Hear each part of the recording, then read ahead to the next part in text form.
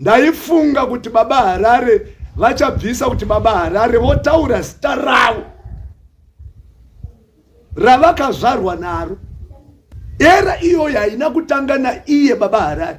Tikadzoka kumasuro kotinotonzwa machizviti prophet angel, but harisiro zita rake. Zvatinoziva tese harisiro zita rake.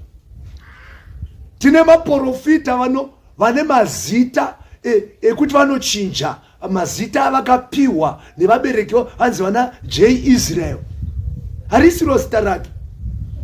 Saka uri kuona kuti baba Harare vapinda mupoto imwe chete yatiri kufungidzira kuti vanhu vangadai vachikwachuka kubva kwazviri.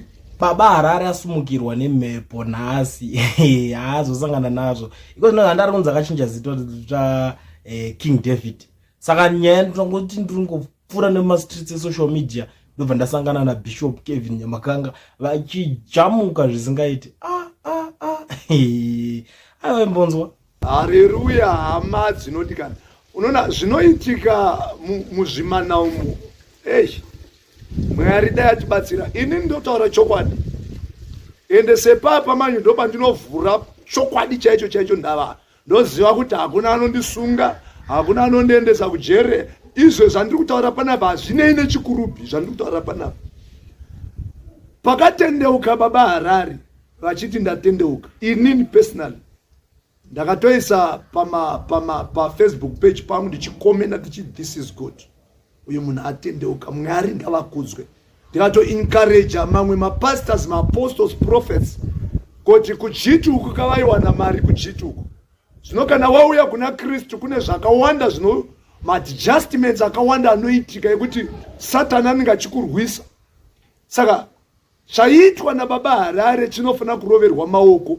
Uye kunyangwe nengirozi kudenga ngadzipemberere. But azondivhundutsa ikandirovesa hana yaita kuti ndigare pano ndeyekuchinjwa kwezita. Ndaifunga kuti baba Harare vachabvisa kuti baba Harare votaura zita ravo ravakazvarwa naro, semuenzaniso kana kuti vachinzi Kevin Gonde Nyamakanga watakutonzwa kuti vakunzi Mambo David.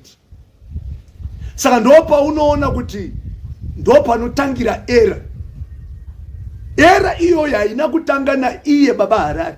Tikadzoka kumasuro kotinotonzwa machizviti prophet angel, but harisiro zita rake. Zvatinoziva tese harisiro zita rake.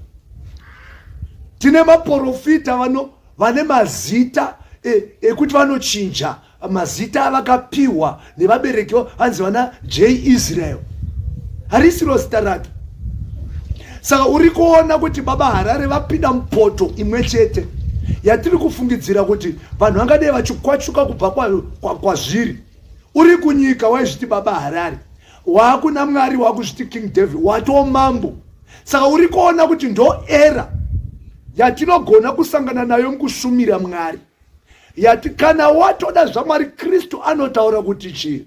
Ani nani anondida, anoda kunditevera, chekutanga zvirambe. Chechipiri, deny yourself, zvirambe. Chechipiri, wotakura muchinjikwa wako mazuva ose. Chechitatu, wotevera Kristu wacho. Saka pari kunzi deny yourself, ndo patinozviramba. Ukaona uchizvipa rimwe zita sezvataimboita kudhara tichiramba vana Nyamakanga vana Gonde, totora mamwe mazita tichifunga kuti pamwe zvinogona kutibatsira muushumiri. Gambisirwa yanga iri branding and marketing strategy. Gambisirwa kwaKristu hakuna branding, kwaKristu hakuna marketing. In the business world, in the business kingdom, ndo kwatinoona branding and marketing, rebranding, tichibvisa mazita. Saka King David now rato zita remarketing strategy, zita rebranding, kuzvita rebrand. But guys, datomumbondudzo, is it necessary, or was it necessary kuchinja zita from baba Harare to King David? Zvanga zviri necessary here kuti King David razita rekubisa here kana kuti rekuita sei? I mean, ini parungondinetso inini. Tell me what you think in the comment section. Muneona senyaya.